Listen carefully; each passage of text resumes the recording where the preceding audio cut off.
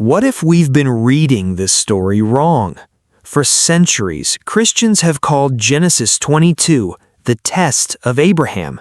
Entire sermons have been built around Abraham's obedience, his faith, his willingness to surrender Isaac. And while all of that is true, what if it is not the main point? What if we have spent thousands of years looking at the wrong person? Because the more closely we examine this story, the more a shocking possibility emerges. Abraham may not be the central character at all. In fact, Genesis 22 may reveal far more about God than it does about Abraham. And if that is true, then the entire story changes. Part 2. The problem with most sermons. Most teachings focus on one question. Would you be willing to give up your Isaac? It sounds powerful. It preaches well, but it creates a subtle problem. The spotlight remains on Abraham, his sacrifice, his faith, his obedience. Yet Genesis is not primarily a book about great men. It is a book about a great God working through broken men. Abraham is not the hero. Moses is not the hero. David is not the hero. God is the hero, always.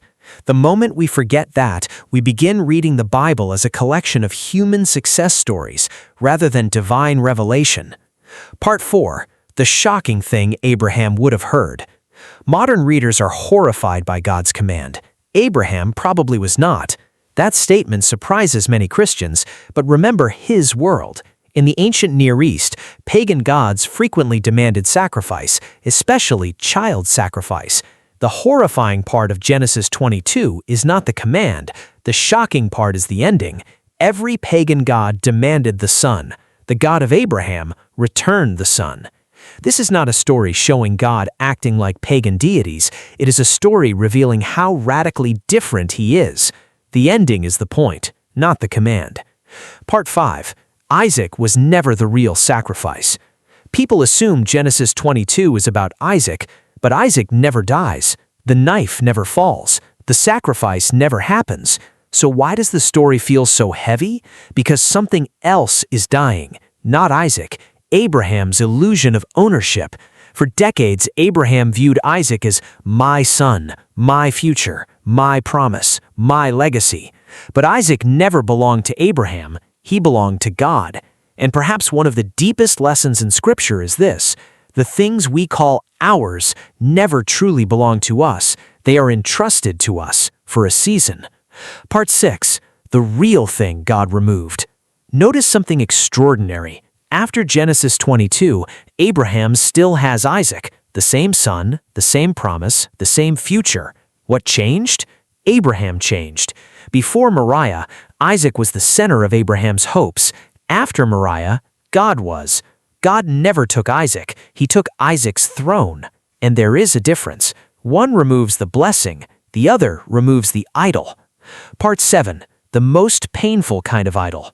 Idols are rarely evil things. If they were evil, we would reject them immediately. The most dangerous idols are good gifts: marriage, children, success, ministry, purpose, dreams. Even God's blessings can become competitors with God himself. That is why Genesis 22 remains relevant. Most of us do not bow before golden statues, but many of us quietly bow before things we fear losing. And whatever we fear losing most often reveals what we worship most. Part 8. Why God's silence matters more than the knife. Most people focus on the knife. I focus on the silence. 3 days, no explanation, no comfort, no clarification, no reassurance, just silence. Because the true battlefield was never the altar, it was Abraham's mind.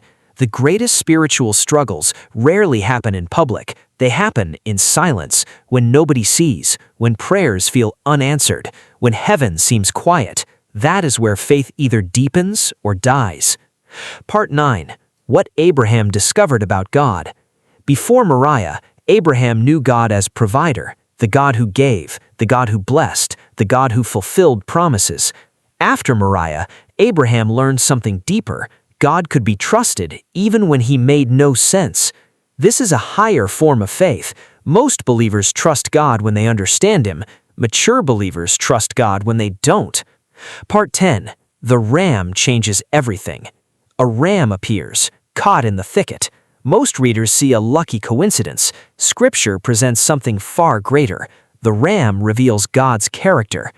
Abraham thought he was climbing a mountain to provide something for God. Instead, he discovered God had already provided everything. That pattern appears throughout the Bible. Humanity thinks it must reach God.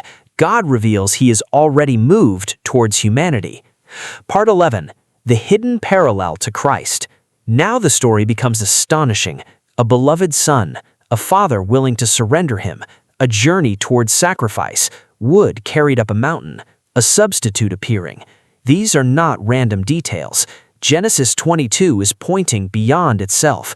It is preparing the reader for another son, another mountain, another sacrifice, another father. Except next time, no voice would stop the process, because the sacrifice Abraham never had to make, God himself would make. Part 12. Who was really being revealed?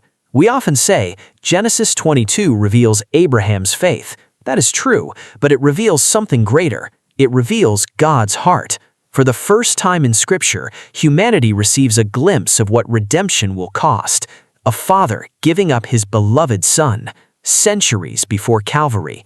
The shadow appears long before the reality. Part 13. The question every Christian must face. The story forces us to ask, do I trust God only when His plans agree with mine, or do I trust Him because of who He is? Those are not the same thing. Many people trust outcomes, very few trust character. Abraham learned to trust God's character, and that changed everything. Part 14. The lesson most people miss. Genesis 22 is not fundamentally about surrendering something. It is about discovering someone. Abraham arrived on Moriah knowing God's power. He left knowing God's heart. And there is a difference. One removes the blessing, the other removes the idol. Part 15. The final revelation. Perhaps the greatest irony of the entire story is this. Everyone calls it Abraham's test, but the story ultimately points to God's test. Not whether Abraham would give his son, but whether God would one day give his. And on a hill not far from Moriah, he did. That is why Genesis 22 is not ultimately about Abraham. It's about Jesus. It always was.